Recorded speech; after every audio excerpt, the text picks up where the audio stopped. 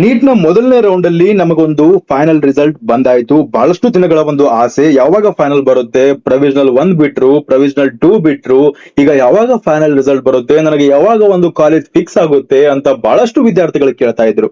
ಈಗ ನಮಗೆ ಒಂದು ಅಂತಿಮವಾಗಿ ದಾರಿ ಕ್ಲೋಸ್ ಆಗಿದೆ. ನಮಗೆ ಫಸ್ಟ್ ರೌಂಡ್ ನ ಒಂದು ಫೈನಲ್ ರಿಸಲ್ಟ್ ಸಿಕ್ಕಿದೆ. ಫಸ್ಟ್ ರೌಂಡ್ ನ ಫೈನಲ್ ರಿಸಲ್ಟ್ ಸಿಕ್ಕಾಗ ನಮಗೆ ಈಗ ಒಂದು ಕಂಡೀಷನ್ ಏನಾಗಿದೆ, ನಮಗೆ ಸೀಟ್ ಸಿಕ್ಕಿದೆ. ಓಕೆ, ನಮಗೆ ಸೀಟ್ ಸಿಕ್ಕಿದೆ. ಕೆಲವೊಂದು ಜನಕ್ಕೆ BDS ಯಾವುದೋ ಒಂದು ಸೀಟ್ ಸಿಕ್ಬಿಟ್ಟಿದೆ, MBBS ಸಿಕ್ಕಿದೆ ಅಥವಾ BDS ಅಥವಾ 12 ಲಕ್ಷದ್ದು ಯಾವುದೋ ಒಂದು ಫೀಸ್ ಇರೋದು ನಮಗೆ ಸಿಕ್ಬಿಟ್ಟಿದೆ. ನಾವು ಮುಂದಿನ ಸ್ಟೆಪ್ಸ್ ಗಳನ್ನ ಏನ್ ಫಾಲೋ ಮಾಡಬೇಕು? ನನಗೆ ಸಿಕ್ಕಿರುವಂತ ಸೀಟ್ ನನಗೆ ಇಷ್ಟ ಆಗಿದೆ, ನನಗೆ ಸಿಕ್ಕಿರುವಂತ ಸೀಟ್ ಇಷ್ಟ ಆಗಿಲ್ಲ, ನನಗೆ ಈ ಕೌನ್ಸಿಲಿಂಗ್ ಬೇಡ, ನಾನು MCC ಗೆ ಹೋಗ್ತೇನೆ.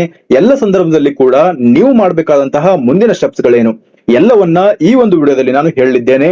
ನನಗೆ ಸೀಟ್ ಸಿಕ್ಕಿಲ್ಲ ಅಂದವರಿಗೂ ಕೂಡ ನಾನು ಏನೋ ಒಂದು ಟ್ರಿಕ್ ಅನ್ನ ಕೊಡ್ಲಿದ್ದೇನೆ ಮುಂದಿನ ರೌಂಡ್ ಗಳಿಗೆ. ಎಲ್ಲವನ್ನ ಈ ಒಂದು ವಿಡಿಯೋದಲ್ಲಿ ನಾನು ಹೇಳಲಿದ್ದೇನೆ.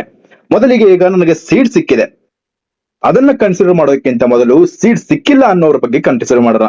ಸೀಟ್ ಸಿಕ್ಕಿಲ್ಲ ಅನ್ನೋರು ಏನ್ ಮಾಡ್ಕೊಳ್ತೀರಿ, ಮುಂದಿನ ರೌಂಡ್ ಅಲ್ಲಿ ನಿಮ್ಮ ಆಪ್ಷನ್ ಎಂಟ್ರಿಯಲ್ಲಿ ಯಥಾವತ್ತಾಗಿ ಅಷ್ಟೇ ಆಪ್ಷನ್ ಎಂಟ್ರಿಗಳನ್ನ ಇಟ್ಕೊಳ್ಳಿ. ಅಂದ್ರೆ ನೀವು ಏನು ಚೇಂಜ್ ಮಾಡೋದು ಅವಶ್ಯಕತೆ ಇಲ್ಲ. ಸೆಕೆಂಡ್ ರೌಂಡ್ ಗೆ ನಿಮ್ಮ ಆಪ್ಷನ್ ಎಂಟ್ರಿಗಳಲ್ಲಿ ನಿಮಗೆ ಏನಾದ್ರೂ ಸ್ವಲ್ಪ ಚೇಂಜಸ್ ಗಳನ್ನ ಮಾಡೋದಿದ್ರೆ ಚೇಂಜಸ್ ಗಳನ್ನ ಮಾಡ್ಕೊಳ್ಬಹುದು. ಕಟ್ ಆಫ್ ಅನ್ನ ನೋಡ್ಕೊಂಡು ನಿಮಗೆ ನಿಯರ್ ಬೈ ಇದ್ರೆ ಚೇಂಜಸ್ ಗಳನ್ನ ಮಾಡ್ಕೊಳ್ಳಿ, ಇಲ್ಲ ಅಂದ್ರೆ ನೀವು ಅದೇ ರೀತಿಯಲ್ಲಿ ನೀವು ಪ್ರಿಯಾರಿಟಿ ಆರ್ಡರ್ ನ ಇಟ್ಕೊಳ್ಳಿ. ಸೆಕೆಂಡ್ ರೌಂಡ್ ಗೆ ವೇಟ್ ಮಾಡಿ. ಸೆಕೆಂಡ್ ರೌಂಡ್ ಆದ್ಮೇಲೆ ಮೂರನೇ ರೌಂಡ್ ಗೂ ಕೂಡ ಅಪ್ಗ್ರೇಡೇಷನ್ ಈ ವರ್ಷ ಕೊಡ್ತೇವೆ ಅಂತ ಹೇಳಿದ್ದಾರೆ. ಆದ್ರಿಂದ ಸೆಕೆಂಡ್ ರೌಂಡ್ ಅಲ್ಲಿ ಸೀಟ್ ಸಿಕ್ಕಿಲ್ಲ ಅಂದ್ರೂ ಕೂಡ ಗಾಬರಿ ಪಡೋದಕ್ಕೆ ಹೋಗ್ಬೇಡಿ. ಥರ್ಡ್ ರೌಂಡ್ ಗೂ ಕೂಡ ನೀವು ಅಪ್ಗ್ರೇಡೇಷನ್ ನ ತೆಗೆದುಕೊಳ್ಳಿ.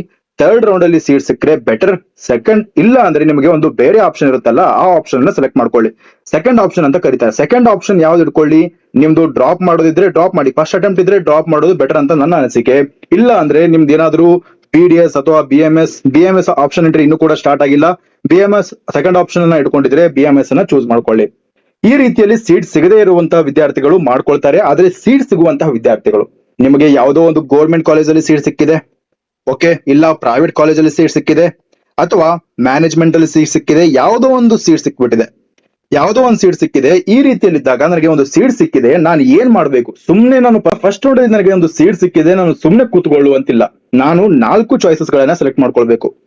ಚಾಯ್ಸ್ ಒನ್ ಅಂದ್ರೇನು? ನನಗೆ ಸಿಕ್ಕಿರುವಂತ ಕಾಲೇಜು, ಈಗ ಎಕ್ಸಾಂಪಲ್ ಆಗಿ ನನಗೆ ಸಿಕ್ಕಿರುವಂತ ಕಾಲೇಜು BMC ಕಾಲೇಜ್ ಆಗಿದೆ. ಈ ಕಾಲೇಜ್ ನಾನು ಹಾಕೊಂಡಿರುವಂತಹ ಎಲ್ಲ ಆಪ್ಷನ್ಸ್ ಗಳಲ್ಲಿ ಮೊದಲನೇ ಕಾಲೇಜೇ BMC ಕಾಲೇಜ್ ಆಗಿದ್ದರಿಂದ ನಾನು ಏನ್ ಮಾಡ್ಕೊಳ್ತೇನೆ, ನಾನು ಏನು ನೋಡಲ್ಲ, ನನಗೆ ಸಿಕ್ಕಿರುವಂತ ಕಾಲೇಜು ಬಹಳಷ್ಟು ಇಷ್ಟ ಆಗಿರೋದ್ರಿಂದ ಚಾಯ್ಸ್ 1 ಅನ್ನ ಸೆಲೆಕ್ಟ್ ಮಾಡ್ಕೊಂಡ್ಬಿಡ್ತೇನೆ. ನಾನು ಮುಂದಿನ ರೌಂಡ್ಗೆ ಹೋಗಲ್ಲ, ಈ ಕೌನ್ಸಿಲಿಂಗ್ ಇಂದ ಎಕ್ಸಿಟ್ ಪಡ್ಕೊಂಡ್ಬಿಡ್ತೇನೆ. ನಾನು ಚಾಯ್ಸ್ 1 ಅನ್ನ ತೆಗೆದುಕೊಂಡು ನಾನು ಕಾಲೇಜ್ಗೆ ಹೋಗಿ ಅಡ್ಮಿಷನ್ ಅನ್ನ ಮಾಡಿಸ್ಕೊಳ್ತೇನೆ. ಓಕೆ, ಈಗ ಅಡ್ಮಿಷನ್ ಅನ್ನ ಮಾಡಿಸ್ಕೊಳ್ಳುವಂತಹ ವಿದ್ಯಾರ್ಥಿಗಳೆಲ್ಲರೂ ಕೂಡ ಯಾವ ಚಾಯ್ಸ್ ಅನ್ನ ಸೆಲೆಕ್ಟ್ ಮಾಡ್ಕೊಳ್ಬೇಕಂದ್ರೆ ಚಾಯ್ಸ್ 1 ಅನ್ನ ಸೆಲೆಕ್ಟ್ ಮಾಡ್ಕೊಳ್ಬೇಕು. ಚಾಯ್ಸ್ 1 ಅನ್ನ ಮಾಡ್ಕೊಂಡ್ಮೇಲೆ ಸುಮ್ನೆ ಕುತ್ಕೊಳ್ಳೋದಲ್ಲ. ಚಾಯ್ಸ್ 1 ಅನ್ನೋದನ್ನ ನೀವು ಏನ್ ಮಾಡ್ಕೊಳ್ಬೇಕು, ರಿಸಲ್ಟ್ ಬಂದ್ಮೇಲೆ ನೀವು KA ವೆಬ್ಸೈಟ್ ಗೆ ವಿಸಿಟ್ ಮಾಡ್ತೀರಾ. KA ವೆಬ್ಸೈಟ್ ಗೆ ವಿಸಿಟ್ ಮಾಡಿ ನೀವು ಅಲ್ಲಿ ಚಾಯ್ಸ್ 1 ಅನ್ನ ಸೆಲೆಕ್ಟ್ ಮಾಡ್ಕೊಳ್ತೀರಾ. ಚಾಯ್ಸ್ 1 ಅನ್ನ ಸೆಲೆಕ್ಟ್ ಮಾಡ್ಕೊಂಡು ತದನಂತರ ಏನ್ ಮಾಡ್ಕೊಳ್ಬೇಕಂದ್ರೆ ನೀವು ಕಾಲೇಜ್ಗೆ ಎಷ್ಟು ಫೀಸ್ ಇರುತ್ತಲ್ಲ ಅಷ್ಟು ಫೀಸ್ ಅನ್ನ ಪೇ ಮಾಡ್ಬೇಕು. ಕಾಲೇಜ್ಗೆ ಇರುವಂತಹ ಫೀಸ್ ಅನ್ನ ಯಾವ ರೀತಿಯಲ್ಲಿ ಪೇ ಮಾಡ್ಬೇಕಂದ್ರೆ, ನಿಮಗೆ ಅಲ್ಲಿ ಆಪ್ಷನ್ಸ್ ಗಳಿರುತ್ತೆ. ನಿಮಗೆ ರೋಸರ್ ಪೇ ಥ್ರೂ ನಿಮಗೆ ಪೇಮೆಂಟ್ ಅನ್ನ ಮಾಡೋದಕ್ಕೆ ಹೇಳ್ತಾರೆ. ಕಡಿಮೆ ಅಮೌಂಟ್ ಇದ್ರೆ 1 ಲಕ್ಷದ ಒಳಗೆ ಇದ್ರೆ ನೀವು UPI ಅನ್ನ ಯೂಸ್ ಮಾಡಬಹುದು. ಇಲ್ಲ ಅಂದ್ರೆ 1 ಲಕ್ಷದ ಮೇಲೆ ಇದ್ರೆ ನೀವು ಚಾಲನ್ ಅನ್ನ ಡೌನ್ಲೋಡ್ ಮಾಡ್ಕೊಳ್ಬಹುದು. ಚಾಲನ್ ಡೌನ್ಲೋಡ್ ಮಾಡ್ಕೊಂಡು ಬ್ಯಾಂಕಿಗೆ ಹೋಗಿ ಬ್ಯಾಂಕ್ ಅಲ್ಲಿ ಪೇಮೆಂಟ್ ಅನ್ನ ಮಾಡಬಹುದು. ಈ ರೀತಿಯಲ್ಲಿ ಫೀಸ್ ಪೇಮೆಂಟ್ ಅನ್ನ ಮಾಡ್ತೀರಾ. ಈಗ ಎಕ್ಸಾಂಪಲ್ ಆಗಿ SC/ST ವಿದ್ಯಾರ್ಥಿಗಳಿಗೆ ಹೇಳ್ತಾ ಇದೆ ನೋಡಿ. SC/ST ವಿದ್ಯಾರ್ಥಿಗಳಿಗೆ ನಿಮಗೆ ಕೇವಲ 10 ರೂಪಾಯಿಯನ್ನ ಮಾತ್ರ ತೆಗೆದುಕೊಳ್ತಾರೆ. ನೀವು ಫಸ್ಟ್ ಚಾಯ್ಸ್ 1 ಅನ್ನ ತೆಗೆದುಕೊಂಡಿದ್ರೆ ನೀವು ಕಾಲೇಜ್ಗೆ ತುಂಬಬೇಕಾದ ಎಷ್ಟು ರೂಪಾಯಿ, 750 ರೂಪಾಯಿನ ಪೇ ಮಾಡ್ಬೇಕಾಗಿತ್ತು. ಆದ್ರೆ ಈ ವರ್ಷ ನೀವು ಆಲ್ರೆಡಿ 750 ರೂಪಾಯಿನ KA ಗೆ ಕೊಟ್ಟಿದ್ದೀರಿ. ಆದ್ರಿಂದ ನಿಮ್ಮ ಹತ್ತಿರ ಸುಮ್ಮನೆ ಒಂದು ಪ್ರೊಸೆಸ್ ಇರುತ್ತಲ್ಲ, ಆ ಪ್ರೊಸೆಸ್ ಅನ್ನ ಡಿಸ್ಕಂಟಿನ್ಯೂ ಮಾಡಬಾರ್ದು ಅನ್ನೋ ಕಾರಣಕ್ಕಾಗಿ ನಿಮ್ಮ ಹತ್ತಿರ ಕೇವಲ 10 ರೂಪಾಯಿಯನ್ನ ಮಾತ್ರ ನಿಮ್ಮಿಂದ ತೆಗೆದುಕೊಳ್ತಾ ಇದ್ದಾರೆ SC/ST ವಿದ್ಯಾರ್ಥಿಗಳಿಗೆ. ಈ ರೀತಿಯಲ್ಲಿ ಫೀಸ್ ಪೇಮೆಂಟ್ ಅನ್ನ ಮಾಡಿದ್ಮೇಲೆ ನೀವು ಏನಾದ್ರೂ ಬ್ಯಾಂಕಿಗೆ ಹೋಗಿ ಪೇಮೆಂಟ್ ಮಾಡಿದ್ರೆ ನೀವು 1-2 ಗಂಟೆಗಳ ಕಾಲ ವೇಟ್ ಮಾಡಬೇಕು. ಅದೇ ನೀವೇನಾದ್ರೂ UPI ಅಥವಾ ಯಾವ್ದಾದ್ರು ಟ್ರಾನ್ಸಾಕ್ಷನ್ ಥ್ರೂ ಮಾಡಿದ್ರೆ ನೀವು ಇಮಿಡಿಯೇಟ್ಲಿ ನಿಮ್ಗೆ ಏನ್ ಮಾಡ್ತಾರೆ, ಅಡ್ಮಿಷನ್ ಆರ್ಡರ್ ಡೌನ್ಲೋಡ್ ಮಾಡೋದಕ್ಕೆ ಅದೇ ಒಂದು ವೆಬ್ಸೈಟ್ ಲಿಂಕ್ ಅಲ್ಲಿ ನಿಮಗೆ ಬಿಟ್ಟಿರ್ತಾರೆ. ಅಡ್ಮಿಷನ್ ಆರ್ಡರ್ ನ ಡೌನ್ಲೋಡ್ ಮಾಡ್ಕೊಳ್ಬೇಕು. ಅಡ್ಮಿಷನ್ ಆರ್ಡರ್ ನ ಡೌನ್ಲೋಡ್ ಮಾಡ್ಕೊಂಡ್ಮೇಲೆ ಏನ್ ಮಾಡ್ಬೇಕು, ನಿಮ್ಮ ಎಲ್ಲ ಡಾಕ್ಯುಮೆಂಟ್ ಗಳನ್ನ ರೆಡಿ ಮಾಡ್ಕೊಳ್ಬೇಕು. ಡಾಕ್ಯುಮೆಂಟ್ಸ್ ಗಳು ಯಾವುದು ಎಂಬುದನ್ನ ಅಡ್ಮಿಷನ್ ಆರ್ಡರ್ ಅಲ್ಲಿ ನಿಮಗೆ ಮೆನ್ಷನ್ ಮಾಡಿರ್ತಾರೆ. ಆ ಅಡ್ಮಿಷನ್ ಆರ್ಡರ್ ಅಲ್ಲಿರುವಂತಹ ಎಲ್ಲ ಡಾಕ್ಯುಮೆಂಟ್ ಗಳನ್ನ ರೆಡಿ ಮಾಡಬೇಕು. ಹಾಗೆ ನೀಟ್ ವಿದ್ಯಾರ್ಥಿಗಳು MBBS ಸಿಕ್ಕಿದ್ರೆ ನೀವ್ ಏನ್ ಮಾಡ್ಬೇಕಂದ್ರೆ ಇನ್ನೂ 2 ಅನೆಕ್ಸರ್ಸ್ ಗಳನ್ನ ರೆಡಿ ಮಾಡಬೇಕು. ಅನೆಕ್ಸರ್ಸ್ ಅಂದ್ರೆ ಏನು? ಎರಡು ಬಾಂಡ್ಸ್ ಗಳನ್ನ ರೆಡಿ ಮಾಡಬೇಕು. ಆ ಬಾಂಡ್ಸ್ ಗಳ ಬಗ್ಗೆ ನಾನು ಸಪರೇಟ್ ವಿಡಿಯೋನ ಮಾಡಲಿದ್ದೇನೆ. ಎರಡು ಬಾಂಡ್ಸ್ ಗಳು, ಆ ಬಾಂಡ್ಸ್ ಗಳ ಬಗ್ಗೆ ಪೂರ್ತಿ ವಿಡಿಯೋನ ಮಾಡಲಿದ್ದೇನೆ. ಅಷ್ಟು ಡಾಕ್ಯುಮೆಂಟ್ಸ್ ಗಳನ್ನ ರೆಡಿ ಮಾಡಿಕೊಂಡು ಅಟೆಸ್ಟೇಷನ್ ನ ತಗೊಳ್ಬೇಕು. ಏನದು ಅಟೆಸ್ಟೇಷನ್? ಅಟೆಸ್ಟೇಷನ್ ಅಂದ್ರೆ ಇದರ ಬಗ್ಗೆ ನಾನು ಪೂರ್ತಿಯಾಗಿ ನಿಮಗೆ ಎಕ್ಸ್ಪ್ಲೇನ್ ಮಾಡಿದ್ದೇನೆ. ಡಾಕ್ಯುಮೆಂಟ್ಸ್ ಗಳು ಯಾವ ಯಾವ್ದು ಬೇಕಾಗುತ್ತೆ, ಅಟೆಸ್ಟೇಷನ್ ಅಂದ್ರೆ ಏನು, ಎಲ್ಲವನ್ನ ನಿಮಗೆ ಎಕ್ಸ್ಪ್ಲೇನ್ ಮಾಡಿದ್ದೇನೆ. ಅಟೆಸ್ಟೇಷನ್ ಅಂದ್ರೆ ಏನು? ಈ ಎಲ್ಲ ಒರಿಜಿನಲ್ ಕಾಪಿ ಇರುತ್ತಲ್ಲ, ಒರಿಜಿನಲ್ ಕಾಪಿಯನ್ನ ನೀವು ಜೆರಾಕ್ಸ್ ತಗೊಳ್ತೀರಿ. ಜೆರಾಕ್ಸ್ ತಕೊಂಡು ಏನ್ ಮಾಡ್ತೀರಿ, ಅದನ್ನ ಮೇಲ್ಗಡೆ ಸೈನ್ ಮತ್ತೆ ಸಿಗ್ನೇಚರ್, ಸೀಲ್ ಮತ್ತೆ ಸಿಗ್ನೇಚರ್ ಅನ್ನ ಮಾಡ್ಕೊಳ್ತೀರಿ. ಯಾರ್ದಂದ್ರೆ, ಒಂದು ಈಗ ಎಕ್ಸಾಂಪಲ್ ಆಗಿ ನಿಮ್ಗೆ ಗೌರ್ಮೆಂಟ್ ಸರ್ವೆಂಟ್ ಇರ್ತಾರಲ್ಲ, ಗೌರ್ಮೆಂಟ್ ಅಲ್ಲಿ ನಿಮಗೆ ಡಾಕ್ಟರ್ಸ್ ಗಳು ಇರ್ತಾರೆ, ಇಲ್ಲಾಂದ್ರೆ ತಹಸೀಲ್ದಾರ್ ಆಫೀಸ್ ಅಲ್ಲಿ ಇರ್ತಾರೆ. ಈ ರೀತಿಯಲ್ಲಿ ಇರುವಂತಹ ಒಂದು ಗೆಟೆಸ್ಟೆಡ್ ಆಫೀಸರ್ಸ್ ಗಳಲ್ಲಿ ನೀವು ಏನ್ ಮಾಡ್ಕೊಳ್ಬೇಕು, ಸೀಲ್ ಅಂಡ್ ಸಿಗ್ನೇಚರ್ ಮಾಡ್ಕೊಳ್ಬೇಕಾಗುತ್ತೆ. ಈ ರೀತಿ ಅಟೆಸ್ಟೇಷನ್ ಕಾಪಿಯನ್ನ ನೀವು 2 ರಿಂದ 3 ಮಾಡಿಸ್ಕೊಂಡ್ರೆ ಬೆಟರ್ ಅಂತ ಹೇಳ್ತೀನಿ. ಯಾಕಂದ್ರೆ ನಿಮ್ಮ ಒರಿಜಿನಲ್ ಡಾಕ್ಯುಮೆಂಟ್ ಗಳನ್ನ ನಿಮ್ಮ ಕಾಲೇಜ್ ಇಟ್ಕೊಳ್ಳುತ್ತೆ. ನೀವು 5 ವರ್ಷಗಳ ಕಾಲ MBBS ಅನ್ನ ಮಾಡುವಾಗ ನಿಮ್ಮ ಒರಿಜಿನಲ್ ಡಾಕ್ಯುಮೆಂಟ್ ಅನ್ನ ನಿಮಗೆ ಕೊಡೋದಿಲ್ಲ. ಆದ್ರಿಂದ ನಿಮಗೆ ಸುಮ್ನೆ ನಿಮ್ಮ ಹತ್ತಿರ ಒರಿಜಿನಲ್ ಡಾಕ್ಯುಮೆಂಟ್ ತರ ನೀವು ಈ ಅಟೆಸ್ಟೇಷನ್ ಕಾಪಿಯನ್ನು ಇಟ್ಕೊಂಡ್ರೆ ಬಹಳಷ್ಟು ಯೂಸ್ಫುಲ್ ಆಗಲಿದೆ. ಅಷ್ಟೇ ಅಲ್ಲದೆ ಕಾಲೇಜ್ ಕೂಡ ಒಂದು ಪ್ರತಿಯನ್ನ ನಿಮಗೆ ಅಟೆಸ್ಟೇಷನ್ ಕಾಪಿಯನ್ನು ಕೇಳುತ್ತೆ. ಆದ್ರಿಂದ ನಿಮ್ಮ ಒಂದು ಮುನ್ನೆಚ್ಚರಿಕೆ ಕ್ರಮವಾಗಿ ನಾನು ಹೇಳ್ತಾ ಇರೋದು 2 ರಿಂದ 3 ಸೆಟ್ ಅಟೆಸ್ಟೇಷನ್ ಕಾಪಿಯನ್ನ ಮಾಡ್ಕೊಳ್ಬೇಕು. ಇದು ನಾನು ಕೇವಲ ಯಾರಿಗೆ ಹೇಳ್ತಾ ಇದ್ದೀನಿ, ಚಾಯ್ಸ್ 1 ತೆಗೆದುಕೊಂಡಿರುವಂತಹ ವಿದ್ಯಾರ್ಥಿಗಳಿಗೆ ಇಷ್ಟೆಲ್ಲ ಪ್ರೊಸೀಜರ್ ಅನ್ನ ಮಾಡಿಕೊಂಡು, ಡಾಕ್ಯುಮೆಂಟ್ ಅನ್ನ ತೆಗೆದುಕೊಂಡು, ಮತ್ತೆ ಅಡ್ಮಿಷನ್ ಆರ್ಡರ್ ನ ಡೌನ್ಲೋಡ್ ಮಾಡ್ಕೊಂಡಿರ್ತಿರಲ್ಲ, ಇಲ್ಲಿ ಅಡ್ಮಿಷನ್ ಆರ್ಡರ್ ಅನ್ನ ತಗೊಂಡು ನೀವು ಡಾಕ್ಯುಮೆಂಟ್ಸ್ ಅನ್ನ ಎಲ್ಲವನ್ನ ತೆಗೆದುಕೊಂಡು ಕಾಲೇಜಿಗೆ ಹೋಗ್ಬೇಕು. ಕಾಲೇಜ್ಗೆ ಹೋಗ್ತೀರಿ. ಈಗ ಕಾಲೇಜ್ಗೆ ಹೋಗಿ ಏನ್ ಮಾಡ್ತೀರಿ, ಅಲ್ಲಿ ಹೋದ್ಮೇಲೆ ನೀವು ಎಲ್ಲ ಡಾಕ್ಯುಮೆಂಟ್ ವೆರಿಫಿಕೇಶನ್ ಮಾಡ್ಸ್ಕೊಳ್ತೀರಿ. ವೆರಿಫಿಕೇಶನ್ ಮಾಡ್ಸ್ಕೊಂಡ್ಮೇಲೆ ಅಲ್ಲಿ ನಿಮಗೆ ಎಕ್ಸ್ಟ್ರಾ ಫೀಸ್ ಅನ್ನ ಯಾವುದನ್ನು ಕೂಡ ಕೇಳಬಾರ್ದು. ಎಕ್ಸ್ಟ್ರಾ ಫೀಸ್ ಅನ್ನ ಯಾವುದೂ ಕೂಡ ಕೇಳಬಾರ್ದು. ಅವರು ಡೊನೇಷನ್ ಫೀಸ್ ಅಂತ ಯಾವುದೂ ಕೂಡ ಕೇಳಬಾರ್ದು. ಬಟ್ ವಿಪರ್ಯಾಸ ಏನಂದ್ರೆ, ಎಲ್ಲ ಕಾಲೇಜ್ಗಳಲ್ಲಿ, ಎಲ್ಲ ಪ್ರೈವೇಟ್ ಕಾಲೇಜ್ಗಳಲ್ಲಿ ಬಹಳಷ್ಟು ಅಮೌಂಟ್ ಅನ್ನ ಎಕ್ಸ್ಟ್ರಾ ಫೀಸ್ ಆಗಿ ತೆಗೆದುಕೊಳ್ತಾರೆ. ಬಿಲ್ಡಿಂಗ್ ಫಂಡ್ಸ್ ಅಂತ, ಸ್ಕಿಲ್ ಲ್ಯಾಬ್ ಫಂಡ್ಸ್ ಅಂತ ಅನೇಕ ಫೀಸ್ ಗಳನ್ನ ತೆಗೆದುಕೊಂಡು ನಿಮ್ಮ ಅಡ್ಮಿಷನ್ ಪ್ರೊಸೀಜರ್ ಅನ್ನ ಅಲ್ಲಿಗೆ ಎಂಡ್ ಮಾಡ್ತಾರೆ. ಅಂದ್ರೆ ನಿಮಗೆ ಕಾಲೇಜ್ಗೆ ಹೋದ್ಮೇಲೆ ನಿಮ್ಮ ಒಂದು ಫೇಸ್ ಅನ್ನ ರೆಕಗ್ನಿಷನ್ ಮಾಡಿ ನಿಮಗೆ OTP ಬರುತ್ತೆ. ನಿಮ್ಮ ಮೊಬೈಲ್ ಅನ್ನ ವೆರಿಫಿಕೇಶನ್ ಮಾಡಿಸ್ಕೊಂಡು ನಿಮಗೆ ಒಂದು ಫೈನಲ್ ಆಗಿರುವಂತಹ ಅಡ್ಮಿಷನ್ ಆರ್ಡರ್ ಅನ್ನ ಡೌನ್ಲೋಡ್ ಮಾಡಲಾಗುತ್ತೆ. Admission order. ಹಾಗಾದ್ರೆ ಇಲ್ಲಿರುವಂತದ್ದು ಅಡ್ಮಿಷನ್ ಆರ್ಡರ್ ಅಲ್ಲ, ಇದು ಅಡ್ಮಿಷನ್ ಆರ್ಡರ್ ಅಲ್ಲ, ಇದು ಕನ್ಫರ್ಮೇಶನ್ ಸ್ಲಿಪ್ ಅಂತ ಕರೀತಾರೆ. ಅಡ್ಮಿಷನ್ ಆರ್ಡರ್ ನಿಮಗೆ ಡೌನ್ಲೋಡ್ ಆಗೋದಲ್ಲಿ ಫೈನಲ್ ಅಲ್ಲಿ, ಅಂದ್ರೆ ನಿಮಗೆ ಕಾಲೇಜಲ್ಲೇ ಅಡ್ಮಿಷನ್ ಆರ್ಡರ್ ಡೌನ್ಲೋಡ್ ಆಗೋದು. ಇಲ್ಲಿ ನಿಮಗೆ ಪ್ರೊವಿಷನಲ್ ಅಡ್ಮಿಷನ್ ಆರ್ಡರ್ ಅಥವಾ ಕನ್ಫರ್ಮೇಶನ್ ಸ್ಲಿಪ್ ಅನ್ನೋದು ಇಲ್ಲಿ ರಿಲೀಸ್ ಮಾಡ್ತಾರಲ್ಲ, ಇಲ್ಲಿ ಡೌನ್ಲೋಡ್ ಮಾಡ್ಕೊಂಡು ನೀವು ಕಾಲೇಜ್ಗೆ ಹೋಗಿರ್ತೀರಿ. ಕನ್ಫರ್ಮೇಶನ್ ಸ್ಲಿಪ್ ಮತ್ತೆ ಡಾಕ್ಯುಮೆಂಟ್ಸ್ ಗಳನ್ನ ತೆಗೆದುಕೊಂಡು ಕಾಲೇಜ್ಗೆ ಹೋಗಿ ವೆರಿಫಿಕೇಶನ್ ಮಾಡಿಸ್ಕೊಂಡು ಎಕ್ಸ್ಟ್ರಾ ಫೀಸಸ್ ಅನ್ನ ಪೇ ಮಾಡಿ, ಪ್ರೈವೇಟ್ ಕಾಲೇಜಲ್ಲಿ ಆಗಿದ್ರೆ, ಆದ್ರೆ ಗೌರ್ಮೆಂಟ್ ಕಾಲೇಜಲ್ಲಿ ಆಗಿದ್ರೆ ನಿಮ್ಗೆ ಏನಾದ್ರು ಫೀಸ್ ಅನ್ನ ಇದ್ರೆ, ಏನಾದ್ರು ಫೀಸ್ ಅನ್ನ ತುಂಬೋದಿದ್ರೆ ಹೇಳ್ತಾರೆ. SC/ST ವಿದ್ಯಾರ್ಥಿಗಳಿಗೆ ಕೆಲವೊಂದು ಕಂಡೀಷನ್ ಗಳಲ್ಲಿ ನಿಮಗೆ ಕಾಲೇಜ್ಗೆ ಹೋದ್ಮೇಲೆ ಫೀಸ್ ಅನ್ನ ತುಂಬಿ ಅಂತ ಹೇಳ್ತಾರೆ. ಅಂತ ಸಂದರ್ಭದಲ್ಲಿ ನೀವು ಕಾಲೇಜ್ನ ಫೀಸ್ ಅನ್ನ ತುಂಬಬೇಕಾಗುತ್ತೆ. ಈ ರೀತಿಯಲ್ಲಿ ಫೀಸ್ ಅನ್ನ ಪೇಮೆಂಟ್ ಮಾಡಿದ್ಮೇಲೆ ನಿಮ್ಮ ಅಡ್ಮಿಷನ್ ಪ್ರೊಸೆಸ್ ಮುಗಿದೋಗುತ್ತೆ. ಇಲ್ಲಿಯ ತನಕ ನಾವು ತಿಳ್ಕೊಂಡಿರೋದು, ಯಾರಿಗೆ ಕಾಲೇಜ್ ಇಷ್ಟ ಆಗ್ಬಿಟ್ಟಿದೆ, 100% ನನಗೆ ಸಿಕ್ಕಿರುವಂತ ಕಾಲೇಜ್ಗೆ ನಾನು ಅಡ್ಮಿಷನ್ ತೆಗೆದುಕೊಂಡು ಬಿಡ್ತೇನೆ, ಚಾಯ್ಸ್ 1 ಅನ್ನ ತೆಗೆದುಕೊಂಡು ನಾನು ಕಾಲೇಜ್ಗೆ ಅಡ್ಮಿಷನ್ ಅನ್ನ ಮಾಡಿಸ್ಕೊಳ್ತೇನೆ ಅಂತಹ ವಿದ್ಯಾರ್ಥಿಗಳಿಗೆ ಹೇಳಿದ್ದು. ಈಗ ಎರಡನೇ ಒಂದು ವಿದ್ಯಾರ್ಥಿಗಳು ಇರ್ತಾರೆ. ಎರಡನೇ ವಿದ್ಯಾರ್ಥಿಗಳು ಯಾವ ರೀತಿಯಲ್ಲಿ ಅಂದ್ರೆ, ನನಗೆ ಸಿಕ್ಕಿರುವಂತ ಕಾಲೇಜ್ ಇರ್ಲಿ, ನನಗೆ ಈಗ MMC ಕಾಲೇಜ್ ಸಿಕ್ಕಿದೆ, ಮೈಸೂರು ಕಾಲೇಜ್ ಸಿಕ್ಕಿದೆ, ನನಗೆ BMC ಕಾಲೇಜ್ ಬೇಕು ಅಂತ ಸಂದರ್ಭದಲ್ಲಿ ನಾನು ಏನ್ ಮಾಡ್ಕೊಳ್ತೇನೆ, ಚಾಯ್ಸ್ 2 ಅನ್ನ ತೆಗೆದುಕೊಳ್ತೇನೆ. ಚಾಯ್ಸ್ 2 ಅನ್ನ ತೆಗೆದುಕೊಂಡಿರುವಂತಹ ವಿದ್ಯಾರ್ಥಿಗಳು ಏನ್ ಮಾಡ್ಬೇಕಂದ್ರೆ, ನೀವು ಇಮಿಡಿಯೇಟ್ಲಿ ಏನ್ ಮಾಡ್ಬೇಕು, ವೆಬ್ಸೈಟ್ಗೆ ಹೋಗಿ ಚಾಲನ್ ಅನ್ನ ಡೌನ್ಲೋಡ್ ಮಾಡ್ಕೊಳ್ಬೇಕು. ಚಾಲನ್ ಅಂದ್ರೆ 1 ಲಕ್ಷದ ಮೇಲೆ ಇದ್ರೆ ಚಾಲನ್ ಅನ್ನ ಡೌನ್ಲೋಡ್ ಮಾಡ್ಕೊಳ್ತೀರಿ. 1 ಲಕ್ಷದ ಒಳಗಡೆ 65,000 ರೂಪಾಯಿ ಇದ್ರೆ ನೀವು UPI ಪೇಮೆಂಟ್ ಥ್ರೂ ನೀವು ಪೇಮೆಂಟ್ ಮಾಡ್ತೀರಿ. ಸೇಮ್ ಟು ಸೇಮ್ ನಿಮಗೆ ಪೇಮೆಂಟ್ ರೀತಿಯಲ್ಲಿ ನಾನು ಹೇಳಿದ್ನಲ್ಲ, ಇಲ್ಲಿ UPI ಮತ್ತೆ ಚಾಲನ್ ಬ್ಯಾಂಕ್ ಥ್ರೂ ನೀವು ಹೇಳಿದ್ನಲ್ಲ, ಸೇಮ್ ಟು ಸೇಮ್ ಪ್ರೊಸೀಜರ್ ನ ಫಾಲೋ ಮಾಡ್ತೀರಿ. ನೀವು ಚಾಯ್ಸ್ 2 ಅನ್ನ ತೆಗೆದುಕೊಂಡಿದ್ರೆ ಕಂಪಲ್ಸರಿ ಆಗಿ ಚಾಲನ್ ಅಥವಾ UPI ಮೂಲಕ ನೀವು ಪೇಮೆಂಟ್ ಅನ್ನ ಮಾಡಬೇಕಾಗುತ್ತೆ. ಈ ರೀತಿಯಲ್ಲಿ ಕಾಲೇಜ್ನ ಫೀಸ್ ಅನ್ನ ಪೂರ್ತಿಯಾಗಿ ಚಾಯ್ಸ್ 2 ತೆಗೆದುಕೊಂಡಿರುವಂತಹ ವಿದ್ಯಾರ್ಥಿಗಳು ನೀವು ಪೂರ್ತಿಯಾಗಿ ಕಾಲೇಜ್ನ ಫೀಸ್ ಅನ್ನ ಪೇ ಮಾಡಬೇಕು. ಪೇ ಮಾಡಿ ಮುಂದೇನ್ ಮಾಡ್ಬೇಕು, ಏನು ಮಾಡುವಂತ ನೆಸಸರಿ ಇಲ್ಲ. ಜಸ್ಟ್ ನಿಮ್ಗೆ ಸಿಕ್ಕಿರುವಂತ ಕಾಲೇಜಿಗೆ ಚಾಯ್ಸ್ 2 ಅನ್ನ ಎಂಟ್ರಿ ಮಾಡ್ಕೊಳ್ತೀರಿ. ಎಂಟ್ರಿ ಮಾಡ್ಕೊಂಡು ಕಾಲೇಜ್ನ ಫೀಸ್ ಅನ್ನ ಪೇ ಮಾಡ್ತೀರಿ. ಪೇ ಮಾಡಿ ಸುಮ್ನೆ ಕೂತ್ಕೊಳ್ಬೇಕು. ಎಲ್ಲಿವರೆಗೆ ಅಂದ್ರೆ ನಿಮಗೆ ಸೆಕೆಂಡ್ ರೌಂಡ್ ಸ್ಟಾರ್ಟ್ ಆಗೋ ತನಕ ಸುಮ್ನೆ ಕೂತ್ಕೊಳ್ಬೇಕು. ಸುಮ್ನೆ ಕೂತ್ಕೊಂಡು ವೇಟ್ ಮಾಡಬೇಕು. ಸೆಕೆಂಡ್ ರೌಂಡ್ ಬಂದಾಗ ನೀವು ಏನ್ ಮಾಡ್ಕೊಳ್ಬೇಕಂದ್ರೆ, ನಿಮಗೆ ಸಿಕ್ಕಿರುವಂತಹ ಕಾಲೇಜ್ನ ಮೇಲ್ಗಡೆ ಇರುವಂತಹ ಎಲ್ಲ ಕಾಲೇಜ್ಗಳನ್ನ ಕನ್ಸಿಡರ್ ಮಾಡ್ಕೊಳ್ಬೇಕು. ಈಗ ಎಕ್ಸಾಂಪಲ್ ಆಗಿ ನನಗೆ ಸಿಕ್ಕಿರುವಂತಹ ಕಾಲೇಜು ಯಾವುದೋ ಒಂದು ಶ್ರೀದೇವಿ ಕಾಲೇಜ್ ಸಿಕ್ಕಿದೆ ಅಂತ ಅನ್ಕೊಳ್ಳಿ. ಶ್ರೀದೇವಿ ಕಾಲೇಜ್ನ ಮೇಲ್ಗಡೆ ಇರುವಂತಹ ಎಲ್ಲ ಕಾಲೇಜ್ಗಳನ್ನ ಕನ್ಸಿಡರ್ ಮಾಡ್ಕೊಳ್ಬೇಕು. ಯಾಕಂದ್ರೆ ಸೆಕೆಂಡ್ ರೌಂಡ್ ಅಲ್ಲಿ ನಿಮಗೆ ಸಿಕ್ಕಿರುವಂತಹ ಕಾಲೇಜಿಗೆ ಕಂಪಲ್ಸರಿ ಆಗಿ ನೀವು ಅಡ್ಮಿಷನ್ ತೆಗೆದುಕೊಳ್ಳಲೇಬೇಕಾಗಿರೋದ್ರಿಂದ ನಿಮಗೆ ಒಂದು ಬಾರಿ ಅಪ್ಗ್ರೇಡೇಷನ್ ಆಗಿ ಯಾವ್ದಾದ್ರು ಒಂದು ಲೋ ಲೆವೆಲ್ ಕಾಲೇಜ್ ಸಿಕ್ಬಿಡ್ತು, ಅವಾಗ ನೀವು ಕಂಪಲ್ಸರಿ ಆಗಿ ಅದೇ ಒಂದು ಕಾಲೇಜ್ಗೆ ಅಡ್ಮಿಷನ್ ತೆಗೆದುಕೊಳ್ಬೇಕಾದ್ರಿಂದ ನಿಮ್ಮ ಮೇಲೆ ಇರುವಂತಹ, ನೀವು ಸಿಕ್ಕಿರುವಂತಹ ಕಾಲೇಜ್ನ ಮೇಲೆ ಇರುವಂತಹ ಎಲ್ಲ ಕಾಲೇಜ್ಗಳನ್ನ ನೀವು ಕನ್ಸಿಡರ್ ಮಾಡ್ಕೊಂಡು ಅದನ್ನ ರೀಅರೇಂಜ್ ಮಾಡ್ಕೊಳ್ಳೋದಾಗಿರ್ಬೋದು, ಡಿಲೀಟ್ ಮಾಡ್ಕೊಳ್ಳೋದಾಗಿರ್ಬೋದು. ಬೇಡ ಆಗಿದ್ರೆ ಡಿಲೀಟ್ ಮಾಡ್ಕೊಂಡ್ಬಿಡಿ. ಸಿಕ್ಕ ಮೇಲೆ ಒಂದು ಗೋಳಾಡೋದಕ್ಕಿಂತ ನೀವು ಮುಂಚೆ ಎಲ್ಲ ಒಂದು ಸ್ಟೆಪ್ಸ್ ಗಳನ್ನ ಫಾಲೋ ಮಾಡ್ಬೇಕಾಗುತ್ತೆ ಚಾಯ್ಸ್ 2 ವಿದ್ಯಾರ್ಥಿಗಳು. ಈಗ ಮುಗೀತು. ಚಾಯ್ಸ್ 2 ವಿದ್ಯಾರ್ಥಿಗಳು ಇಷ್ಟೇ. ಈಗ ಒಂದು ಪ್ರೊಸೆಸ್ ಅಲ್ಲಿ ಫಸ್ಟ್ ರೌಂಡ್ ಅಲ್ಲಿ ನೀವು ಏನ್ ಮಾಡಬೇಕು, ಚಾಯ್ಸ್ 2 ಹಾಕೊಳ್ತೀರಿ, ಚಾನಲ್ ಅನ್ನು ಡೌನ್ಲೋಡ್ ಮಾಡ್ಕೊಳ್ತೀರಿ, UPI ಪೇಮೆಂಟ್ ಅಥವಾ ಚಾನಲ್ ಡೌನ್ಲೋಡ್ ಮಾಡ್ಕೊಂಡು ನೀವು ಬ್ಯಾಂಕಿಗೆ ಹೋಗಿ ಪೇಮೆಂಟ್ ಮಾಡ್ತೀರಿ, ಅಥವಾ UPI ಅಲ್ಲಿ ಆನ್ಲೈನ್ ಥ್ರೂ ಪೇಮೆಂಟ್ ಮಾಡ್ತೀರಿ, ಇಲ್ಲ ನೆಟ್ ಬ್ಯಾಂಕಿಂಗ್ ಇದ್ರೆ ನೆಟ್ ಬ್ಯಾಂಕಿಂಗ್ ಮಾಡ್ತೀರಿ, ಕಾರ್ಡ್ ಪೇಮೆಂಟ್ ಇದ್ರೆ ಕಾರ್ಡ್ ಪೇಮೆಂಟ್ ಮಾಡ್ತೀರಿ. ಎಲ್ಲವನ್ನ ಮಾಡಿ ನೀವು ಯಾವುದೇ ಕಾರಣಕ್ಕೂ ಕಾಲೇಜ್ಗೆ ಹೋಗುವಂತ ನೆಸೆಸರಿ ಇರೋದಿಲ್ಲ. ಹಾಗೆ ನೀವು ಏನ್ ಮಾಡ್ಕೊಳ್ಬೇಕು, ಇಮಿಡಿಯೇಟ್ಲಿ ನೀವು ಮುಂದಿನ ಸ್ಟೆಪ್ಸ್ ಗಳನ್ನ ಫಾಲೋ ಮಾಡ್ಕೊಳ್ಬೇಕು. ಅಂದ್ರೆ ಸೆಕೆಂಡ್ ರೌಂಡ್ ಸ್ಟಾರ್ಟ್ ಆಗುತ್ತಲ್ಲ, ಸೆಕೆಂಡ್ ರೌಂಡ್ ಬರೋ ತನಕ ನೀವು ವೇಟ್ ಮಾಡ್ಕೊಳ್ಬೇಕಾಗುತ್ತೆ. ಈಗ ಮೂರನೇ ತರ ವಿದ್ಯಾರ್ಥಿಗಳು ಇರ್ತಾರೆ, ನನಗೆ ಸಿಕ್ಕಿರುವಂತ ಕಾಲೇಜು ಸ್ವಲ್ಪವೂ ಕೂಡ ಇಷ್ಟ ಇಲ್ಲ. ಈ ತಪ್ಪನ್ನ ನೀವು ಮಾಡೋದಕ್ಕೆ ಹೋಗ್ಬೇಡಿ ಅಂತ ನನ್ನ ಸಜೆಷನ್. ಯಾಕೆ ಅಂತ ಹೇಳ್ತಿದ್ದೀನಿ ನೋಡಿ. ಈಗ ಏನಾಗುತ್ತೆ, ಈಗ ನನಗೊಂದು ಎಕ್ಸಾಂಪಲ್ ಆಗಿ BGS ಕಾಲೇಜ್ ಸಿಕ್ಬಿಟ್ಟಿದೆ, ಗ್ಲೋಬಲ್ ಕಾಲೇಜ್ ಸಿಕ್ಬಿಟ್ಟಿದೆ. ನಾನು ಏನಾದ್ರೂ ಇದನ್ನ ಡಿಲೀಟ್ ಮಾಡ್ಕೊಂಡ್ರೆ ಏನಾಗುತ್ತೆ, ಮೇಲ್ಗಡೆ ಇರೋ ಕಾಲೇಜಸ್ ಎಲ್ಲ ಇರ್ತಾವೆ ನಮ್ಮ ಆಪ್ಷನ್ ಎಂಟ್ರಿಲಿ, ಆದ್ರೆ BGS ಅನ್ನ ಗ್ಲೋಬಲ್ ಅನ್ನ ನಾನು ಡಿಲೀಟ್ ಮಾಡ್ಕೊಂಡ್ಬಿಟ್ಟೆ. ನೆಕ್ಸ್ಟ್ ರೌಂಡ್ ಅಲ್ಲಿ ಏನಾಗುತ್ತೆ, BGS ಗ್ಲೋಬಲ್ ನಿಮ್ಮ ಆಪ್ಷನ್ ಎಂಟ್ರಿಯಲ್ಲಿ ಇರೋದಿಲ್ಲ. ಉಳಿದ ಯಾವ ಕಾಲೇಜಿನಲ್ಲೂ ಒಂದು ಸೀಟ್ಗಳು ಇಲ್ಲದೆ ಇರುವಾಗ ನಿಮಗೆ ಇದಕ್ಕಿಂತ ಲೋ ಲೆವೆಲ್ ಇರುವಂತಹ ಕಾಲೇಜುಗಳು ಸಿಗುವಂತ ಚಾನ್ಸಸ್ ಇರಬಹುದು. ಆದ್ದರಿಂದ ನನ್ನ ಸಜೆಷನ್, MBBS ಸಿಗೋದೇ ಬಹಳಷ್ಟು ಒಂದು ಅಮೂಲ್ಯವಾದಂತದ್ದು. ಇದನ್ನ ನೀವು ಮಿಸ್ಗೈಡೆಡ್ ಆಗಿ ಚಾಯ್ಸ್ 2 ಅನ್ನ ತೆಗೆದುಕೊಳ್ಳುವ ಬದಲು ಚಾಯ್ಸ್ 3 ಅನ್ನ ತೆಗೆದುಕೊಂಡಿದ್ರೆ ನಿಮಗೆ ಲೋ ಗ್ರೇಡೆಡ್ ಕಾಲೇಜು ಕೂಡ ಸಿಗಬಹುದು. ಆದ್ದರಿಂದ ಬಹಳಷ್ಟು ಎಚ್ಚರಿಕೆಯಿಂದ ಕಟ್ ಆಫ್ ಅನ್ನ ಅನಾಲಿಸಿಸ್ ಮಾಡಿಕೊಂಡು ನೀವು ಯಾವ ಕಾಲೇಜ್ಗಳನ್ನ ಡಿಲೀಟ್ ಮಾಡ್ಕೊಳ್ಬೇಕು, ಯಾವ ಕಾಲೇಜನ್ನ ಚಾಯ್ಸ್ 3 ತಗೊಳ್ಬೇಕು ಅನ್ನೋದನ್ನ ಬಹಳಷ್ಟು ಯೋಚನೆ ಮಾಡಿಕೊಂಡು, ಚಾಯ್ಸ್ ಅನ್ನ ಎಂಟ್ರಿ ಮಾಡ್ಕೊಳ್ಳುವಾಗ ಬಹಳಷ್ಟು ಯೋಚನೆ ಮಾಡಿಕೊಂಡು, ಫ್ಯಾಮಿಲಿಯೊಂದಿಗೆ ಕೂತ್ಕೊಂಡು ಡಿಸ್ಕಸ್ ಮಾಡಿಕೊಂಡು ನೀವು ಒಂದು ಡಿಸಿಷನ್ ಅನ್ನು ತೆಗೆದುಕೊಳ್ಬೇಕಾಗುತ್ತೆ. ಸುಮ್ನೆ ಯಾರೋ ಹೇಳಿದ್ದಾರೆ ನನಗೆ ಚಾಯ್ಸ್ 3 ತೆಗೆದುಕೊಳ್ಳೋದಕ್ಕೆ, ಖಂಡಿತವಾಗಿ ಅದನ್ನ ತಪ್ಪು ಮಾಡೋದಕ್ಕೆ ಹೋಗ್ಬೇಡಿ.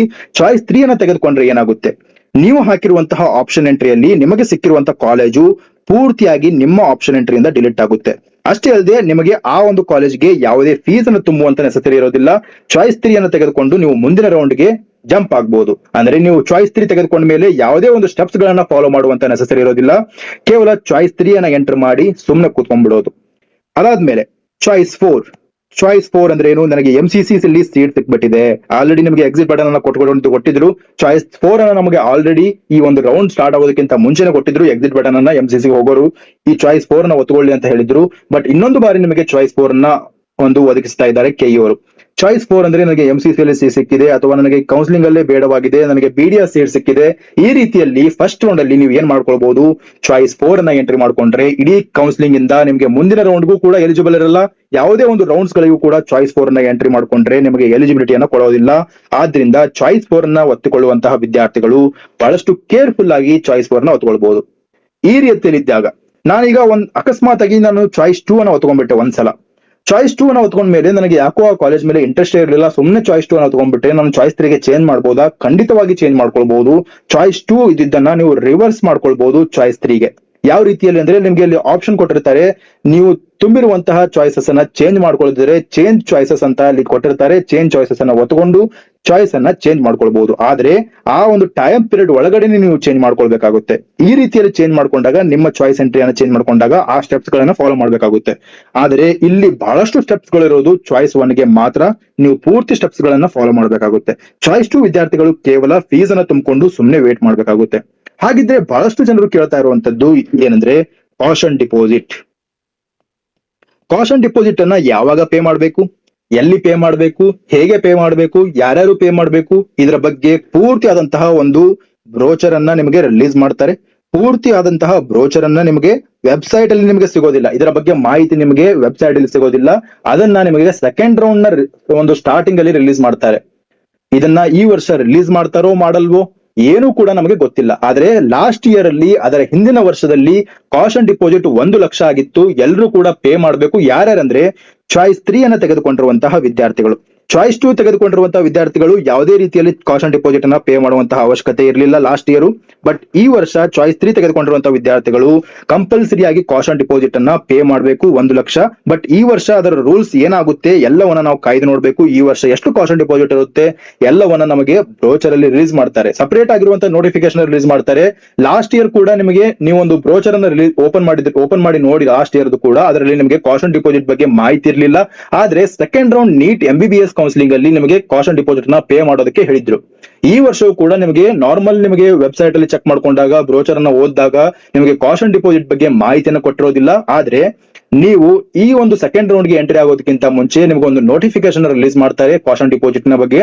ಅದರ ಬಗ್ಗೆ ಎಲ್ಲ ಮಾಹಿತಿಯನ್ನು ತಿಳ್ಕೊಂಡು ನೀವು ವೇಟ್ ಮಾಡ್ಬೇಕಾಗುತ್ತೆ. ಇದಾದ್ಮೇಲೆ ನನಗೀಗ ಫಸ್ಟ್ ರೌಂಡ್ ಮುಗೀತೀಗ. ಫಸ್ಟ್ ರೌಂಡ್ ಪೂರ್ತಿಯಾಗಿ ನಾನು ಚಾಯ್ಸಸ್ ಎಂಟ್ರಿಗಳನ್ನ ಮಾಡ್ಕೊಂಡೆ. ಮುಂದಿನ ಪ್ರೊಸೀಜರ್ ಏನು, ನಾನು ಸೆಕೆಂಡ್ ರೌಂಡ್ ಗೆ ಎಂಟ್ರಿ ಆಗ್ತೇನೆ. ಓಕೆ, ಸೆಕೆಂಡ್ ರೌಂಡ್ ಗೆ ಎಂಟ್ರಿ ಆದಾಗ ಯಾರ್ಯಾರು ಸೆಕೆಂಡ್ ರೌಂಡ್ ಗೆ ಎಂಟ್ರಿ ಆಗ್ಬಹುದು? ಈಗ ಚಾಯ್ಸ್ 1 ಅನ್ನು ತೆಗೆದುಕೊಂಡಿರುವಂತಹ ವಿದ್ಯಾರ್ಥಿಗಳು ಕಂಪಲ್ಸರಿ ಆಗಿ ಎಕ್ಸಿಟ್ ಆಗಿರ್ತಾರೆ, ಅವರು ಅಂತೂ ಸೆಕೆಂಡ್ ರೌಂಡ್ ಗೆ ಪಾರ್ಟಿಸಿಪೇಟ್ ಮಾಡೋಕ್ಕಾಗಲ್ಲ. ಹಾಗಾದ್ರೆ ಚಾಯ್ಸ್ 2 ಮತ್ತೆ ಚಾಯ್ಸ್ 3 ತೆಗೆದುಕೊಂಡಿರುವಂತಹ ವಿದ್ಯಾರ್ಥಿಗಳು ಈ ಒಂದು ಸೆಕೆಂಡ್ ರೌಂಡ್ ಗೆ ಪಾರ್ಟಿಸಿಪೇಟ್ ಮಾಡ್ತಾರೆ. ಈ ರೀತಿಯಲ್ಲಿ ಚಾಯ್ಸ್ 2 ಮತ್ತೆ ಚಾಯ್ಸ್ 3 ತೆಗೆದುಕೊಂಡಿರುವಂತಹ ವಿದ್ಯಾರ್ಥಿಗಳು ಸೆಕೆಂಡ್ ರೌಂಡ್ ಗೆ ಆಪ್ಷನ್ ಎಂಟ್ರಿಗೆ ಬಂದಾಗ ತಮ್ಮ ಮೇಲಿರುವಂತಹ ಕಾಲೇಜ್ಗಳನ್ನ ಚಾಯ್ಸ್ 2 ಅವರು ಕನ್ಸಿಡರ್ ಮಾಡಿದ್ರೆ, ಉಳಿದ ಎಲ್ಲ ಕಾಲೇಜ್ಗಳನ್ನ ಕನ್ಸಿಡರ್ ಮಾಡೋದು ಯಾರು? ಸಿಕ್ಕಿರುವಂತಹ ಕಾಲೇಜ್ ಬಿಟ್ಟು ಉಳಿದ ಎಲ್ಲ ಕಾಲೇಜ್ಗಳನ್ನ ಕನ್ಸಿಡರ್ ಮಾಡ್ಕೊಳ್ಳೋರು ಚಾಯ್ಸ್ 3 ಅವರು ಕನ್ಸಿಡರ್ ಮಾಡ್ಕೊಳ್ತಾರೆ. ಈ ರೀತಿಯಲ್ಲಿ ಚಾಯ್ಸಸ್ ಗಳನ್ನ ನೀವೇನಾದ್ರೂ ಅದಲು ಬದಲು ಮಾಡ್ಕೊಳ್ಳೋದಿದ್ರೆ ಅದಕ್ಕೂ ಕೂಡ ಅವಕಾಶ ಕೊಡ್ತಾರೆ. ಚಾಯ್ಸಸ್ ಗಳನ್ನ ಡಿಲೀಟ್ ಮಾಡ್ಕೊಳ್ಳೋದಿದ್ರೆ ಅದಕ್ಕೂ ಕೂಡ ಅವಕಾಶ ಕೊಡ್ತಾರೆ. ನಿಮಗೆ ಬೇಕಾಗಿರುವಂತಹ ಒಂದು ಪ್ರಿಯಾರಿಟಿ ಆರ್ಡರ್ ನ ಮಾಡ್ಕೊಳ್ಳೋದಕ್ಕೆ ನಿಮಗೆ ಅವಕಾಶವನ್ನ ಮತ್ತೊಂದು ಬಾರಿ ಕಲ್ಪಿಸ್ತಾರೆ. ಈ ಸಂದರ್ಭದಲ್ಲಿ ಬಹಳಷ್ಟು ಎಚ್ಚೆತ್ಕೊಂಡು ಸೆಕೆಂಡ್ ರೌಂಡ್ ಅಲ್ಲಿ ನೀವು ಬಹಳಷ್ಟು ಎಚ್ಚೆತ್ಕೊಂಡು ನೀವು ಹಾಕಿರುವಂತಹ ಆಪ್ಷನ್ ಎಂಟ್ರಿಗಳಲ್ಲಿ ಪ್ರತಿಯೊಂದು ಕಾಲೇಜ್ಗಳನ್ನ ಕನ್ಸಿಡರ್ ಮಾಡ್ಕೊಳ್ಬೇಕು. ಆ ಕಾಲೇಜ್ ಸಿಕ್ಕರೆ ನಾನು ಹೋಗ್ತೇನೆ ಅನ್ನೋದಾದ್ರೆ ಮಾತ್ರ ಆಪ್ಷನ್ ಎಂಟ್ರಿ ಇಟ್ಕೊಳ್ಬೇಕು, ಇಲ್ಲ ಅಂದ್ರೆ ಡಿಲೀಟ್ ಮಾಡ್ಕೊಳ್ಬೇಕು. ಈ ರೀತಿಯಲ್ಲಿ ಸೆಕೆಂಡ್ ರೌಂಡ್ ಅಲ್ಲಿ ನನಗೆ ಒಂದು ಫೈನಲ್ ರಿಸಲ್ಟ್, ಪ್ರೊವಿಷನಲ್ ರಿಸಲ್ಟ್ ಬರುತ್ತೆ. ಪ್ರೊವಿಷನಲ್ ರಿಸಲ್ಟ್ ಬಂದ್ಮೇಲೆ ಸೆಕೆಂಡ್ ರೌಂಡ್ ಪ್ರೊವಿಷನಲ್ ರಿಸಲ್ಟ್ ಬಂದ್ಮೇಲೆ ಮತ್ತೆ ಎಕ್ಸಿಟ್ ಬಟನ್ ಅನ್ನ ಕೊಡ್ತಾರೆ. ಎಕ್ಸಿಟ್ ಬಟನ್ ಅನ್ನ ಯಾರಿಗೆ ಕೊಡ್ತಾರೆ? ನೀವು ಸೆಕೆಂಡ್ ರೌಂಡ್ ಪ್ರೊವಿಷನಲ್ ರಿಸಲ್ಟ್ ಅನ್ನ ನೋಡ್ಕೊಂಡು ಎಕ್ಸಿಟ್ ಬಟನ್ ಅನ್ನ ಒತ್ಕೊಳ್ಬೇಕು. ಯಾರು ಒತ್ಕೊಳ್ಬೇಕಂದ್ರೆ ಎಂಸಿಸಿ ಅಲ್ಲಿ ಸಿಕ್ಕಿರುವಂತಹ ಸೀಟು ನನಗೆ ಬಹಳಷ್ಟು ಇಷ್ಟ ಆಗಿದೆ, ನಾನು ಎಂಸಿಸಿಗೆ ಹೋಗ್ತೇನೆ, ನಾನು ಕೆಎ ಇಂದ ಎಕ್ಸಿಟ್ ಬಟನ್ ಅನ್ನ ಒತ್ಕೊಳ್ತೇನೆ ಅನ್ನುವಂತಹ ವಿದ್ಯಾರ್ಥಿಗಳಿಗೆ ಮತ್ತೊಂದು ಬಾರಿ ಸೆಕೆಂಡ್ ರೌಂಡ್ ನ ಪ್ರೊವಿಷನಲ್ ಆದ್ಮೇಲೆ ನಿಮ್ಗೆ ಎಕ್ಸಿಟ್ ಬಟನ್ ಅನ್ನ ಕೊಡ್ತಾರೆ. ಎಕ್ಸಿಟ್ ಬಟನ್ ಅನ್ನ ಒತ್ಕೊಂಡು ನಾವು ಎಂಸಿಸಿಗೆ ಹೋಗೋರಾದ್ರೆ ಎಂಸಿಸಿಗೆ ಹೋಗ್ತಾರೆ. ಎಂಸಿಸಿಗೆ ಹೋದ್ಮೇಲೆ ಮತ್ತೆ ರೀರನ್ ಅನ್ನ ಮಾಡ್ತಾರೆ. Same to same first round ಅಲ್ಲಿ ಯಾವ ತರ ರೀರನ್ ಅನ್ನ ಮಾಡಿದ್ರು ಆ ರೀತಿಯಲ್ಲಿ ರೀರನ್ ಮಾಡ್ಕೊಂಡು ನಮಗೆ ಸೆಕೆಂಡ್ ರೌಂಡ್ ನ ಫೈನಲ್ ರಿಸಲ್ಟ್ ಅನ್ನ ರಿಲೀಸ್ ಮಾಡ್ತಾರೆ. ಈ ಒಂದು ಪ್ರೊಸೆಸ್ ಆಗೋದಕ್ಕೆ ನಮಗೆ ಎಂಸಿಸಿ ಅವರು ಗೈಡ್ಲೈನ್ಸ್ ನೀಡಿದ್ದು ಎಷ್ಟರ ತನಕ ಅಂದ್ರೆ, ನಮ್ಮ ಸ್ಟೇಟ್ ಕೌನ್ಸಿಲಿಂಗ್ 15ನೇ ಸೆಪ್ಟೆಂಬರ್ ಒಳಗಾಗಿ ನೀವು ಪೂರ್ತಿ ಕೌನ್ಸಿಲಿಂಗ್ ಅನ್ನ ಮುಗಿಸ್ಬೇಕು ಅಂತ ನಮಗೆ ಎಂಸಿಸಿ ಕಡೆಯಿಂದ ಗೈಡ್ಲೈನ್ಸ್ ಬಂದಿದೆ ನಮ್ಮ ಕೆಎ ಕರ್ನಾಟಕಕ್ಕೆ. ಆದ್ರಿಂದ ಈ ಒಂದು ಸೆಪ್ಟೆಂಬರ್ 15ನೇ ತಾರೀಕು ಒಳಗಾಗಿ ನಾವು ಪೂರ್ತಿ ಪ್ರೊಸೆಸ್ ಅನ್ನ ಮುಗಿಸ್ಕೊಳ್ತೇವೆ. ಸೆಕೆಂಡ್ ರೌಂಡ್ ನ ಪ್ರೊಸೆಸ್ ಅನ್ನ ಮುಗಿಸ್ಕೊಂಡ್ಮೇಲೆ ಸೆಕೆಂಡ್ ರೌಂಡ್ ಅಲ್ಲಿ ನಮಗೆ ಎರಡೇ ಚಾಯ್ಸಸ್ ಗಳಿರೋದು, ಚಾಯ್ಸ್ 1 ಇರುತ್ತೆ, ಇಲ್ಲ ಅಂದ್ರೆ ಚಾಯ್ಸ್ 4 ಇರುತ್ತೆ. ಸೇಮ್ ಟು ಸೇಮ್ ಈಗ ಆಲ್ರೆಡಿ ನೀವು ಕೆಸಿಟಿಯ ಒಂದು ಚಾಯ್ಸ್ 1 ಚಾಯ್ಸ್ 4 ಬಗ್ಗೆ ನೀವು ಆಲ್ರೆಡಿ ಮಾಹಿತಿಯನ್ನು ತಿಳ್ಕೊಂಡಿದ್ದೀರಿ, ಸೆಕೆಂಡ್ ರೌಂಡ್ ಗೆ ಹೇಗಿತ್ತು. ಅದೇ ರೀತಿಯಲ್ಲಿ ಈ ಒಂದು ನೀಟ್ ವಿದ್ಯಾರ್ಥಿಗಳಿಗೂ ಕೂಡ ಈ ವರ್ಷ ಬಹಳಷ್ಟು ರೂಲ್ಸ್ ಗಳು ಚೇಂಜ್ ಆಗಿದ್ದಾವೆ. ನೀವು ಚಾಯ್ಸ್ 1 ಅನ್ನ ಒತ್ಕೊಳ್ಬೇಕು, ಇಲ್ಲಾಂದ್ರೆ ಚಾಯ್ಸ್ 4 ನ ಒತ್ಕೊಳ್ಬೇಕು. ಚಾಯ್ಸ್ 4 ನ ಒತ್ಕೊಂಡ್ರೆ ಹೊರಗಡೆ ಹೋಗ್ತೀರಿ, ಇಲ್ಲ ಅಂದ್ರೆ ಕಂಪಲ್ಸರಿ ಆಗಿ ಸೆಕೆಂಡ್ ರೌಂಡ್ ಅಲ್ಲಿ ಸಿಕ್ಕಿರುವಂತಹ ಸೀಟ್ಗೆ ನೀವು ಚಾಯ್ಸ್ 1 ಅನ್ನ ಒತ್ಕೊಂಡು ಅಡ್ಮಿಷನ್ ಪ್ರೊಸೀಜರ್ ಅನ್ನ same to same first round ಅಲ್ಲಿ ನಾನು ಹೇಳಿದ್ನಲ್ಲ, ಚಾಯ್ಸ್ 1 ಅನ್ನು ತೆಗೆದುಕೊಂಡಿರುವಂತವರಿಗೆ ಯಾವ ಸ್ಟೆಪ್ಸ್ ಇರುತ್ತಂದ್ರೆ ಅದೇ ಸ್ಟೆಪ್ಸ್ ಗಳನ್ನ ನೀವು ಕೂಡ ಫಾಲೋ ಮಾಡಬೇಕಾಗುತ್ತೆ. ಸೆಕೆಂಡ್ ರೌಂಡ್ ಅಲ್ಲಿ ಮೊದಲಿಗೆ ಏನ್ ಮಾಡ್ಕೊಳ್ಬೇಕು, ಚಾಯ್ಸ್ 1 ಅನ್ನ ಒತ್ಕೊಳ್ತೀರಿ. ಚಾಯ್ಸ್ 1 ಅನ್ನ ಒತ್ಕೊಂಡ್ಮೇಲೆ ನೀವು ಕಾಲೇಜ್ನ ಫೀಸ್ ಅನ್ನ ಪೇ ಮಾಡ್ತೀರಿ. ಫೀಸ್ ಅನ್ನ ಪೇ ಮಾಡಿದ್ಮೇಲೆ ಮುಂದಿನ ಪ್ರೊಸೀಜರ್ ಗಳನ್ನ ಸೇಮ್ ಟು ಸೇಮ್ ನೀವು ಫಾಲೋ ಮಾಡ್ಕೊಳ್ತೀರಿ. ಫೀಸ್ ಅನ್ನ ಫಾಲೋ ಮಾಡ್ಕೊಂಡು ಕಾಲೇಜ್ಗೆ ಹೋಗ್ತೀರಿ. ಕಾಲೇಜ್ಗೆ ಹೋಗಿ ಡಾಕ್ಯುಮೆಂಟ್ ವೆರಿಫಿಕೇಶನ್ ಮಾಡ್ಕೊಳ್ತೀರಿ. ಡಾಕ್ಯುಮೆಂಟ್ ವೆರಿಫಿಕೇಶನ್ ಮಾಡ್ಕೊಂಡ್ಮೇಲೆ ನೀವು ಅಡ್ಮಿಷನ್ ಆರ್ಡರ್ ನ ಡೌನ್ಲೋಡ್ ಮಾಡ್ಕೊಳ್ತೀರಿ. ಇಷ್ಟೆಲ್ಲ ಪ್ರೊಸೀಜರ್ ನ ಮಾಡ್ಕೊಳ್ಬೇಕಾಗುತ್ತೆ ಸೆಕೆಂಡ್ ರೌಂಡ್ ಗೆ ಚಾಯ್ಸ್ ಎಂಟ್ರಿ ಚಾಯ್ಸ್ 1 ಅನ್ನ ಒತ್ಕೊಂಡ್ರೆ. ಇಷ್ಟೆಲ್ಲ ಆಯ್ತು. ಚಾಯ್ಸ್ 1 ಅನ್ನ ಒತ್ಕೊಂಡಿರುವಂತಹ ವಿದ್ಯಾರ್ಥಿಗಳಿಗೆ ಇನ್ನೊಂದು ಅವಕಾಶವನ್ನು ಕೊಡಲಾಗುತ್ತೆ. ಏನು ಅವಕಾಶ ಕೊಡಲಾಗುತ್ತೆ? ನೀವು 3ನೇ ರೌಂಡ್ಗೂ ಎಂಟ್ರಿ ಆಗ್ಬಹುದು, 3rd ರೌಂಡ್ಗೂ ಕೂಡ ಎಂಟ್ರಿ ಆಗ್ಬಹುದು. ಎಲ್ಲಿದೆ ಇದು? ಕಂಪಲ್ಸರಿ ಆಗಿ ಈ ವರ್ಷ 3ನೇ ರೌಂಡ್ಗೆ ನಿಮಗೆ ಅಪ್ಗ್ರೇಡೇಷನ್ ಅನ್ನೋದು ಕೊಡ್ತಾ ಇದ್ದಾರೆ. ಯಾರಿಗೆ ಅಂದ್ರೆ ನೀಟ್ ವಿದ್ಯಾರ್ಥಿಗಳಿಗೆ. ಲಾಸ್ಟ್ ಇಯರ್ ಅಲ್ಲಿ ಏನಾಗಿತ್ತು, 3ನೇ ರೌಂಡ್ ಅಥವಾ ಮಾಪ್ ಅಪ್ ರೌಂಡ್ ಅಂತ ಕರಿತೇವೆ ಇದಕ್ಕೆ. ಮಾಪ್ ಅಪ್ ರೌಂಡ್ ನ ರೂಲ್ ಏನ್ ಹೇಳ್ತಾ ಇತ್ತು, ಲಾಸ್ಟ್ ಇಯರ್ ಅಲ್ಲಿ ನಿಮಗೆ ಸೆಕೆಂಡ್ ರೌಂಡ್ ಅಲ್ಲಿ MBBS ಸೀಟ್ ಸಿಕ್ಕಿದ್ರೆ ನಿಮಗೆ ಮಾಪ್ ಅಪ್ ರೌಂಡ್ ಅಲ್ಲಿ ಸೀಟ್ ಅಪ್ಗ್ರೇಡೇಷನ್ ಗೆ ಅವಕಾಶ ಇಲ್ಲ ಅಂತ ಲಾಸ್ಟ್ ಇಯರ್ ಅಲ್ಲಿ ಹೇಳ್ತಾ ಇದ್ರು. ಬಟ್ ಲಾಸ್ಟ್ ಇಯರ್ ನಿಮಗೆ ಗೊತ್ತಿರಬೇಕು, ಲಾಸ್ಟ್ ಇಯರ್ ಕೌನ್ಸಿಲಿಂಗ್ ಅಲ್ಲಿ ಪಾರ್ಟಿಸಿಪೇಟ್ ಮಾಡಿರೋರಿಗೆ ಗೊತ್ತಿರುತ್ತೆ, ಲಾಸ್ಟ್ ಇಯರ್ 3ನೇ ರೌಂಡ್ ಅಲ್ಲಿ ಬಹಳಷ್ಟು ಗೊಂದಲಗಳಾಯ್ತು. ಕೋರ್ಟ್ ನ ಮೊರೆ ಹೋಗಿದ್ರು ವಿದ್ಯಾರ್ಥಿಗಳು. ಈ ರೀತಿಯಲ್ಲಿ ಆದಾಗ ಲಾಸ್ಟ್ ಇಯರ್ ಕೋರ್ಟ್ ಇಂದ ಒಂದು ಜಡ್ಜ್ಮೆಂಟ್ ಬಂತು, ಮುಂದಿನ ವರ್ಷಗಳಲ್ಲಿ ನೀವೇನಾದ್ರೂ 3ನೇ ರೌಂಡ್ ಅನ್ನ ಮಾಡಿದ್ರೆ, ಕೆಎ ಅವರು 3ನೇ ರೌಂಡ್ ಅನ್ನ ಮಾಡಿದ್ರೆ MBBS BDS ಗೆ ಕಂಪಲ್ಸರಿ ಆಗಿ ಅಪ್ಗ್ರೇಡೇಷನ್ ಫೆಸಿಲಿಟೀಸ್ ಅನ್ನ 3ನೇ ರೌಂಡ್ಗೂ ಕೊಡಬೇಕು. ಅಪ್ಗ್ರೇಡೇಷನ್ ಅನ್ನ ನಾವು ಕೇವಲ ಈಗ ನಾವು KCET ಗೆ ಮಾತ್ರ ಕೊಡ್ತಾರಾ? ಇಲ್ಲ, ನೀಟ್ ವಿದ್ಯಾರ್ಥಿಗಳಿಗೆ MBBS BDS BMS ಎಲ್ಲ ಕೋರ್ಸಸ್ ಗಳಿಗೂ 3 ರೌಂಡ್ ಅನ್ನ ಮಾಡಬೇಕು ಅಂತ ಈ ಲಾಸ್ಟ್ ಇಯರ್ ನ ಒಂದು ಕೋರ್ಟ್ ನ ಜಡ್ಜ್ಮೆಂಟ್ ಅಲ್ಲಿ ಬಂದಿದೆ. ಆದ್ದರಿಂದ ಈ ವರ್ಷ 3 ರೌಂಡ್ ಗಳನ್ನ ಮಾಡ್ತಾ ಇದ್ದಾರೆ. 3 ರೌಂಡ್ಗೂ ಕೂಡ ನಿಮಗೆ ಅಪ್ಗ್ರೇಡೇಷನ್ ಫೆಸಿಲಿಟೀಸ್ ಅನ್ನ ಕೊಡ್ತಾ ಇದ್ದಾರೆ. ಆದ್ದರಿಂದ ಯಾವುದೇ ಒಂದು ಡೌಟ್ ಇಲ್ಲದೆ ನಮಗೆ ಚಾಯ್ಸ್ 1 ಅನ್ನ ಒತ್ಕೊಂಡಿದ್ರೆ ಮಾತ್ರ ನಮಗೆ 3ನೇ ರೌಂಡ್ ಅಲ್ಲಿ ಅಪ್ಗ್ರೇಡೇಷನ್ ಫೆಸಿಲಿಟೀಸ್ ಅನ್ನ ಕೊಡುತ್ತಾರೆ. ಅದೇ ಏನಾದ್ರೂ ಚಾಯ್ಸ್ 4 ಅನ್ನು ನಾವು ನೀಟಲ್ಲಿ ಒತ್ಕೊಂಡಿದ್ದರೆ ನಮಗೆ ಮುಂದಿನ ರೌಂಡ್ ಅಲ್ಲಿ ಮಾಪ್ ಅಪ್ ರೌಂಡ್ ಅಲ್ಲಿ ಅಪ್ಗ್ರೇಡೇಷನ್ ಗೆ ಅವಕಾಶ ಇರೋದಿಲ್ಲ. ಅರ್ಥವಾಯಿತು ಅಂತ ಅನ್ಕೊಳ್ತೇನೆ. ಇದಿಷ್ಟಾಗಿತ್ತು ಈವರೆಗಿನ ಮಾಹಿತಿ. ಈ ಮಾಹಿತಿ ನಿಮಗೆ ಇಷ್ಟವಾಗಿದ್ರೆ ಚಾನೆಲ್ ನ ಸಬ್ಸ್ಕ್ರೈಬ್ ಮಾಡ್ಕೊಳ್ಳಿ, ಹಾಗೆ ನಿಮ್ಮ ಫ್ರೆಂಡ್ಸ್ ಗಳಿಗೂ ಈ ವಿಷಯವನ್ನ ಶೇರ್ ಮಾಡಿ. ಧನ್ಯವಾದಗಳು.